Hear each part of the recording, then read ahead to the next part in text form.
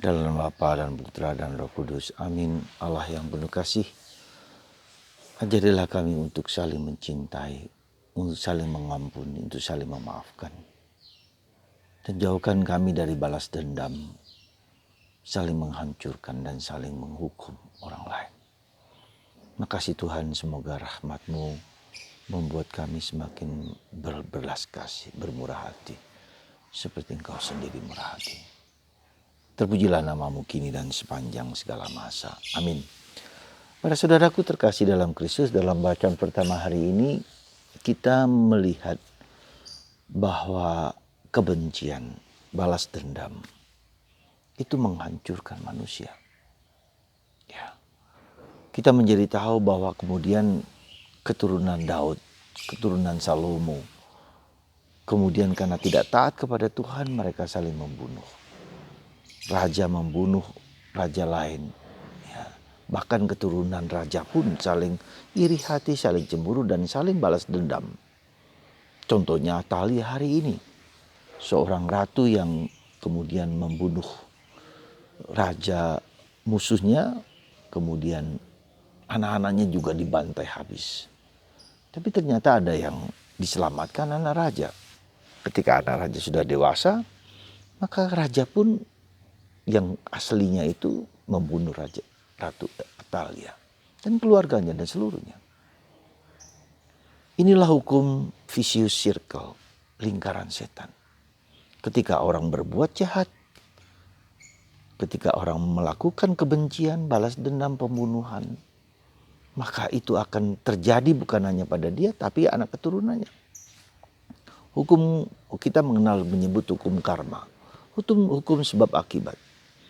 Ketika kita berbuat jahat, mungkin kita tidak mengalami akibat dari perbuatan jahat kita, tapi juga anak cucu kita. Ya. Berlipat-lipat.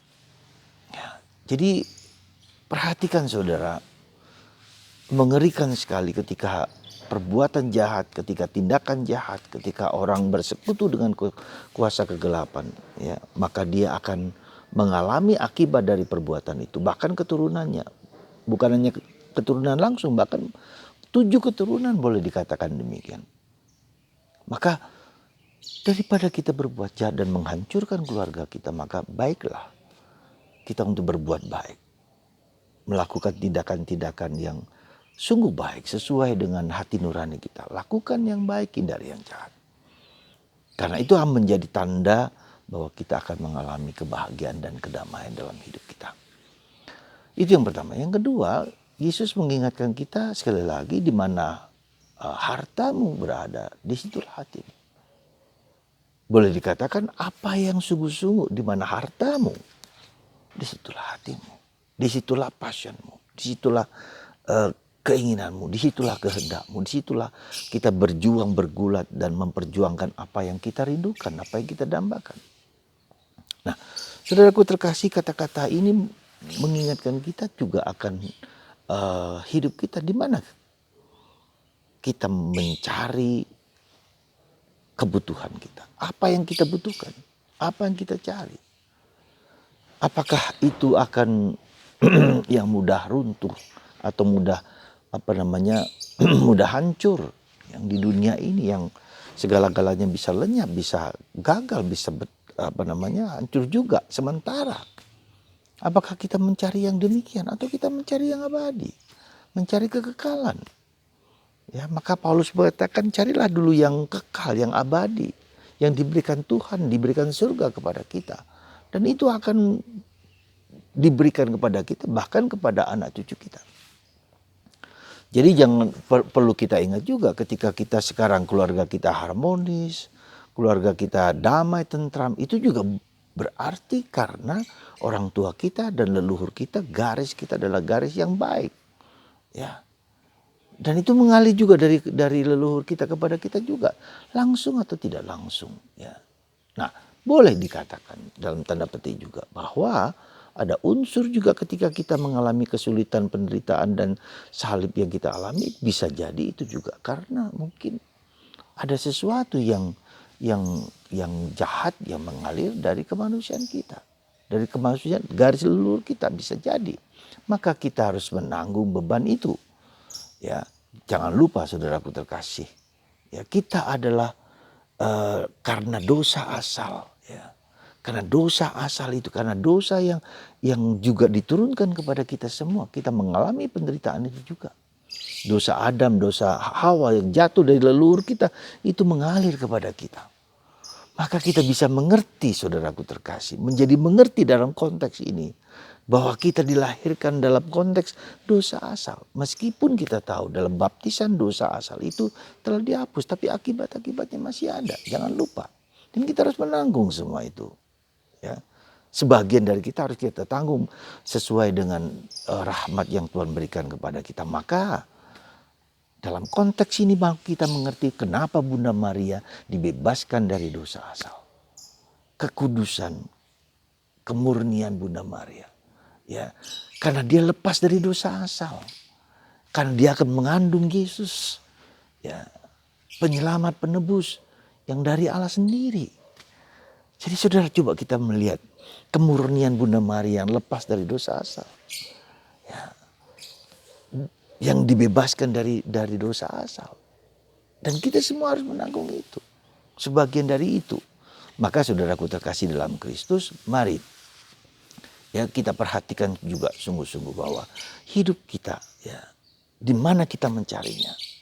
Kita di mana passion kita, di mana yang kita rindukan, kita merindukan apa.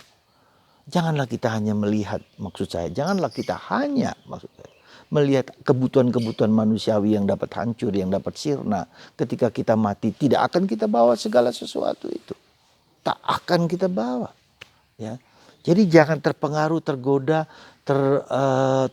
terpengaruh, terikat pada hal-hal yang material. Dan orang berjuang mati-matian itu berusaha mendapatkan itu. Dan mereka merasa bahwa itu seringkali merupakan sumber kebahagiaan mereka. Tidak.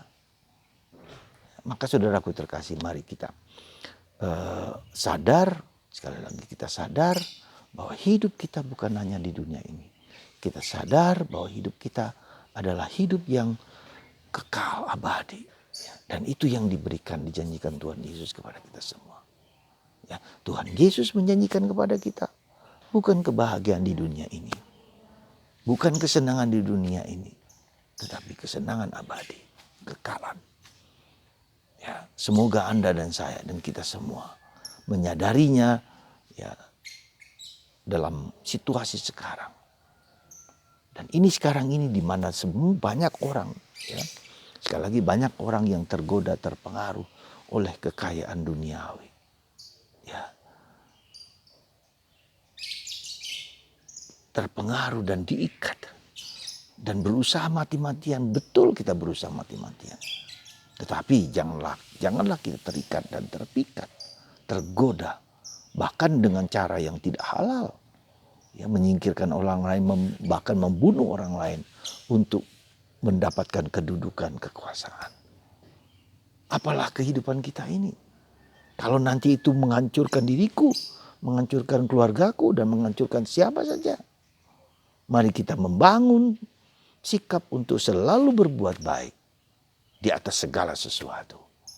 Memberikan damai, memberikan kebaikan, memberikan kemurahan hati kepada siapa saja.